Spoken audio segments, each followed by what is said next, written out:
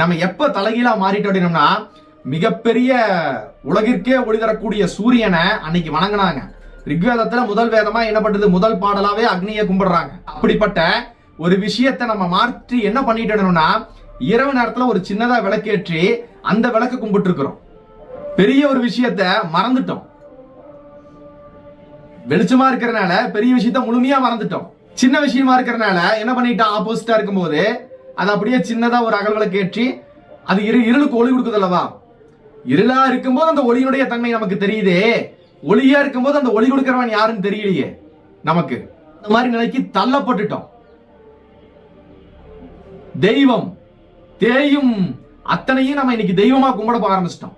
இதற்கு உதாரணம் தான் நம்ம என்ன சொல்லியிருப்போம் இல்லையா, முருகன் வள்ளி தெய்வானை, வள்ளி தெய்வானை தேவயானியா மாறுச்சு. சரியா, வள்ளிங்கிறது என்ன, முருகனுடைய இரு பக்கமும் ஒரு பக்கம் வளரக்கூடிய ஒரு தன்மை, அது வள்ளின்னு வச்சாங்க. வள்ளி வன்னி இதெல்லாம் வளரக்கூடிய ஒரு தன்மை. ஒரு பக்கம் தேயக்கூடிய தன்மை, அது என்னது, வன்னி. அதாவது ஒரு பக்கம் வள்ளிங்கிறது வளரக்கூடிய தன்மை, மற்றொரு புறம் தேய்வன்னி. இகரம் தான் ஐகாரமா மாறுமே நிறைய இடத்துல.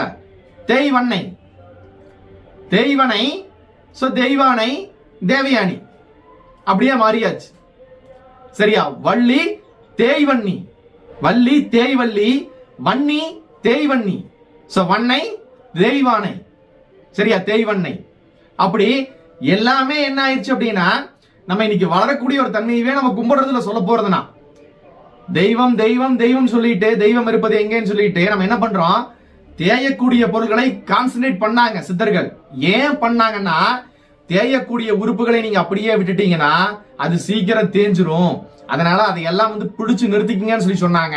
நம்ம அதை மட்டுமே பிடிச்சு நிறுத்தி இருக்கிறோம். தேயக்கூடிய உறுப்புகளை பாதுகாத்துக்கங்கன்னு சொல்லி சொன்னாங்க சித்தர்கள்.